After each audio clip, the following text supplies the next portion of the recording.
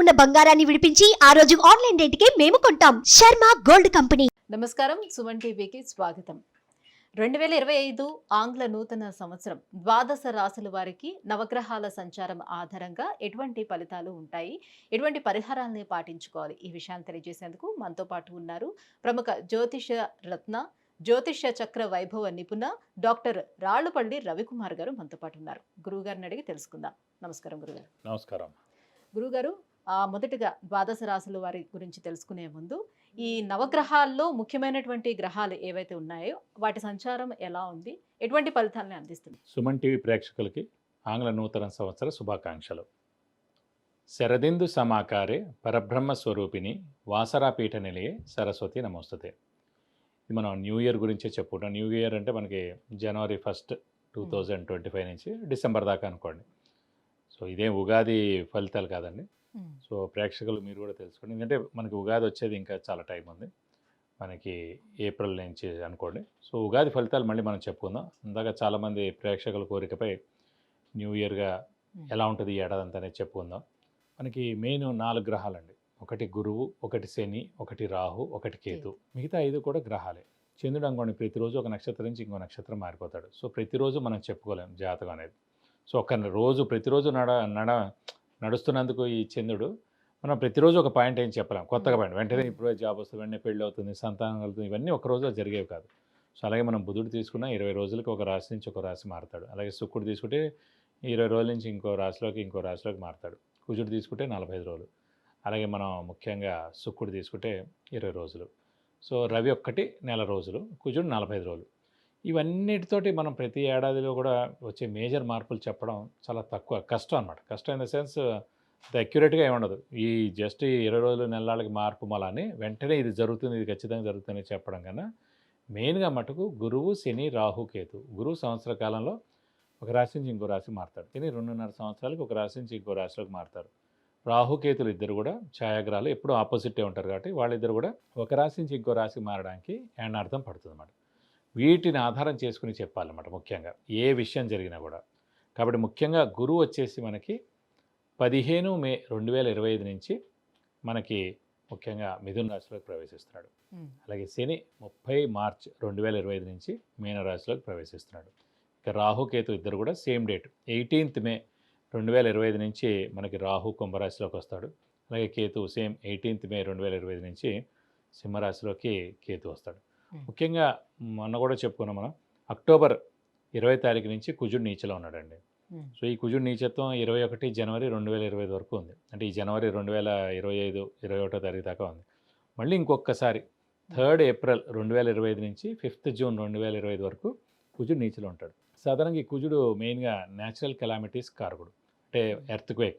Last time మనం ఎందుకో చెప్పుకోలేకపోయాం, ఈ న్యాచురల్ కెలామిటీస్ అనే వర్డ్ వాడడం కానీ చెప్పుకోలేకపోయాం. సో ఎర్త్క్వేక్ కానివ్వండి, మేజర్గా తుఫాన్లు కానివ్వండి, పంచభూతాలు ఏవైతే సృష్టిస్తాయో నీరు ద్వారా కానివ్వండి, భూమి ద్వారా కానివ్వండి, లేకపోతే ఫైర్ అగ్ని ద్వారా కానివ్వండి, సో ఇలాంటి ఈ పంచభూతాల సాక్షిగా ఏదైనా ప్రళయం సంభవించేందుకు అవకాశం ఉన్నాయి. ఇది కాకుండా కుజుడు మెయిన్గా కారకుడు.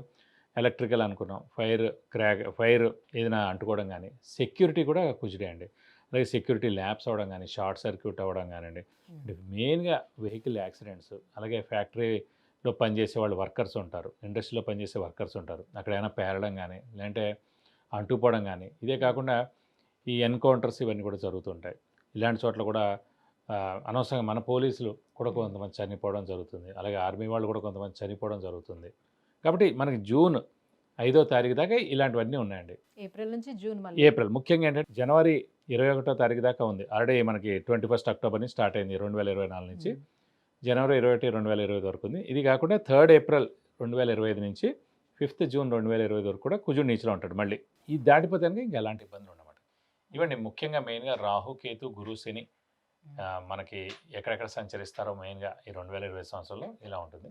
గురుగారు, మిథున రాశి వారికి ఈ 2025 ఆంగ్ల సంవత్సరం ఎలా ఉండబోతుంది? వీళ్ళకి నవగ్రహాలు ఎటువంటి ఫలితాలను అందిస్తున్నాయి? తప్పకుండా అమ్మ. మిథున రాశి అనగానే మనకి మృగశిర 3, 4 పాదాలు, ఆరుద్ర 1, 2, 3, 4 పాదాలు, పునర్వసు 1, 2, 3 పాదాలు, ఈ నక్షత్రాల సమూహం అంతా మనకి మిథున రాశిలోకి వస్తుంది. ఈ రాశి వారికి కొంచెం మిశ్రమం అనే చెప్పుకోవాలి. ఎందుకంటే గురువు రాశిలో ప్రవేశించడం, అలాగే తృతీయంలో మనకి కేతు, భాగ్యంలో రాహు. అంటే రాహుకేతుల పొజిషన్ కూడా చాలా బాగుందండి. సో శని కూడా భాగ్యం నుంచి దశమంలోకి మారాడు. భాగ్యంలో ఉన్నంతసేపు ఏంటంటే స్వస్థానం అయింది కాబట్టి పర్వాలేదు. ఇప్పుడు దశమానం ఏంటంటే కేంద్ర స్థానం అయింది, కొంచెం మిశ్రమంగా ఉంటుంది అన్నమాట. శని యొక్క ఫలితాలు ఇచ్చేది కొంచెం మిశ్రమంగా ఉంటుంది. కాబట్టి గురువు కూడా కొంచెం మీడియంగా ఉన్నట్టు మనం అనుకోవాలి ఖచ్చితంగా. సో కొంచెం బాగా కష్టపడితే కానీ పనులు జరగకపోవడం, అవసరానికి డబ్బులు అంటే సమకూరకపోవడం. 10th ప్లస్ శని ఉద్యోగరీత్యా ఉండే వాళ్ళకి బాగానే అంటే ఉంటుంది. సాధారణంగా శని 10th హౌస్లో మనం మామూలుగా జాతకంలో తీసుకున్న లగ్నం నుంచి శని దశమ స్థానంలో ఉంటే అప్స్ అండ్ డౌన్స్ లైఫ్లో ఎక్కువగా ఉంటాయండి. సడన్గా అప్ అవ్వడం, మళ్ళీ డౌన్గా పడిపోవడం, అలా చాలా అప్స్ అండ్ డౌన్స్ లైఫ్లో ఉంటాయి. అలాగే సేమ్ లగ్నం నుంచి 10th హౌస్ ఎలా తీసుకున్నామో జాతకరీత్యా, అలాగే ఇప్పుడు గోచారీత్యా కూడా మిథున రాశి వాడి 10th హౌస్లో ఉన్నాడు శని. సో అప్స్ అండ్ డౌన్స్ ఉండేందుకు అవకాశాలు ఉన్నాయి. సో జాగ్రత్తగా ప్లాన్ చేసుకోవాలి.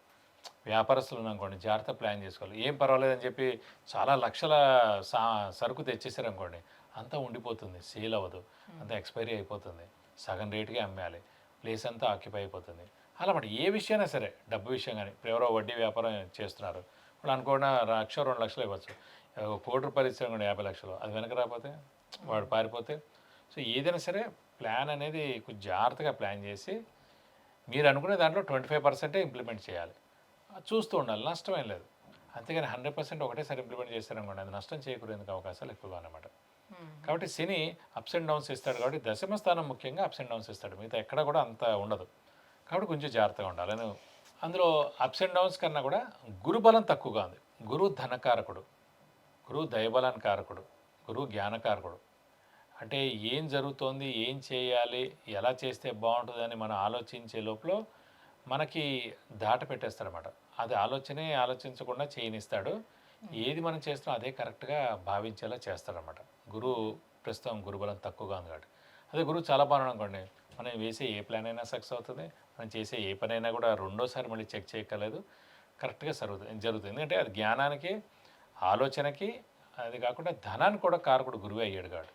కాబట్టి కొంచెం జాగ్రత్తగా, మెయిన్ ఆర్థిక విషయాల్లో జాగ్రత్తగా ఉండడం అండి. ఇంకేం అక్కల గుర్తుపెట్టుకోండి. శ్రమ వేస్ట్ అయినా నష్టం లేదు, కాలం వేస్ట్ అయినా అంత నష్టం లేదు. ధనం నష్టపోతేనే ఎవరైనా సరే 10 ఏళ్ళు వెనక్కి వెళ్ళిపోతారు. కాబట్టి ధనానికి మెయిన్ కారకుడు గురువు కాబట్టి బాగా జాగ్రత్తగా ప్లాన్ చేయాలి. సో వీళ్ళకి ఉద్యోగస్తులకైతే ఈ సంవత్సరం అంతా ఏ రకంగా ఉండే అవకాశం ఉంది మరి? ఉద్యోగస్తులకి అదే అన్నా కానీ 10th హౌస్లో place ఇప్పుడు లో మనకి శని శని ఉన్నాడు ఉన్నాడు. కాబట్టి అప్స్ అండ్ డౌన్స్ ఉన్నాయి. అనుకోకుండా మారాలనుకుంటారు, మారితే కనుక ఏమవుతుందో అని అనుకుంటారు. సో అలాంటి అన్నీ కూడా సంసిగ్ధంగా ఉంటుంది. అంటే అవకాశాలు అయితే వస్తాయి కానీ తీసుకునే అవకాశం. నిర్ణయం అనేది నిర్ణయం అనేది correct గా ఖచ్చితంగా ఉండదు. అందుకే ఏంటంటే ఈ సంవత్సరం కామ్గా ఉండిపోవడం ఉత్తమం. ఈ ఏడాది ఏం ఉద్యోగ మార్పు లేకుండా కామ్గా ఉండిపోతే నెక్స్ట్ ఏడాది మనకి గురుబలం వస్తుంది కాబట్టి అప్పుడు మారండి, సరిపోతుంది. సో ప్రస్తుతం ఈ ఏడాది ఏముందో, ప్రస్తుతం వ్యాపారస్తులు కానివ్వండి, ఉద్యోగస్తులు కానివ్వండి, ఫారెన్ వెళ్ళే వాళ్ళు కానీ ఎవరైనా సరే ఈ ఏడాది కామ్గా ఉందాం. ఎందుకంటే మనకి గురుబలం అంత లేదు, శని మిశ్రమంగా ఉన్నాడు. ఈ ఒక్క ఏడాది గడిపేసాం కూడా నెక్స్ట్ ఏడాది గురుబలం వస్తుంది. సో అప్పుడు ఎక్సలెంట్గా ఉంటుంది. మనం చేసే పని అన్నింటి కూడా తప్పకుండా గురువు సహకరిస్తాడు. ఖచ్చితంగా మనకు అన్ని పనులు కూడా జరుగుతాయి అన్నమాట. అంటే ఉద్యోగస్తులు మాట కొంచెం మిశ్రమంగా ఉండి ఎలా ఉన్నారో అలా ఉండడం బెస్ట్. కొత్త జాబ్కి వెళ్లకుండా ఉండడం ఉత్తమం. ఓవరాల్ గా ఆరోగ్యపరంగా చూసుకుంటే ఏమైనా జాగ్రత్తలు తీసుకోవాల్సిన అవసరం? ఆరోగ్యపరంగా ఏం ప్రాబ్లం లేదండి. ఆరోగ్య విషయంలో మటుకు శని అక్కడ ఉన్నాడు కాబట్టి ఆరోగ్యం, ఆయుష్ రెండు కూడా చాలా బాగుంటాయి. ఇంట్లో పెద్దవాళ్ళు, గృహిణులు, చిన్నపిల్లలు వీళ్ళందరూ కూడా ఆరోగ్యం చాలా బాగుంటుందని చెప్పుకోవాలి. మరి ఈ గ్రహాల శాంతి కోసం ఎటువంటి పరిహారాలను పాటించాలి? ఏ ఏ గ్రహాలకి శాంతి చేయాల్సిన అంటే శనికైతే అవసరం లేదండి, కానీ గురువు మటుకు రాశిలో ఉండి మిశ్రమంగా ఉన్నాడు కాబట్టి ప్రతి గురువారం ఉపవాసం ఉండడం ఈ సంవత్సర కాలం అది ఫిక్స్డ్గా పెట్టుకోండి. ఎందుకంటే ఉపవాసంతో చాలా పనులు జరుగుతాయి. ఎందుకంటే ఏ మనిషి చిన్న పాపాయి పుట్టినా కూడా పాల కోసం, పెద్ద ఏజ్డ్ వాడైనా సరే టిఫినో బోయినో ఏదో ఒకటి తినడం కోసమే, తింటేనే బతకగలరు, అది పరిస్థితి. అలాంటిది మనకి ఏ గ్రహం అయితే బాగాలేదో ఆ రోజు కనుక మనం ఉపవాసం ఉండడానికి ఖచ్చితంగా అయ్యో అనవసరంగా నా గురించి ఉపవాసం ఉన్నాడు, నేనేం బ్యాడ్ చేయకూడదు, మనం ఏదైనా అతనికి పనులు జరిగేది డిలే చేయకూడదు, పోన్లే అని ఆ గ్రహం అనుకుంది అనుకోండి, చాలా మనకి మంచి జరిగినట్టే. వారంలో ఒక్కరోజే అది మన డైట్కి హెల్ప్ అవుతుంది, అటు ఆరోగ్యానికి హెల్ప్ అవుతుంది. ముందుగా మన గ్రహం ఏదైతే ఉందో అది శాంతిస్తుంది. సో గురుబలం లేదు కాబట్టి ప్రస్తుతం గురుబలంతో మనం ఎన్నో పనులు జరగాలి, దైవబలంతో ఎన్నో పనులు జరగాలి. కాబట్టి ప్రతి గురువారం ఉపవాసం ఉండడం, అలాగే 50, 60 ఏళ్ళు దాటిన వాళ్ళు ఏం చేయక్కర్లేదు. షుగర్ పేషెంట్స్, జ్ఞాన పేషెంట్స్ ఎవరు అసలు ఉపవాసం చేయక్కర్లేదు.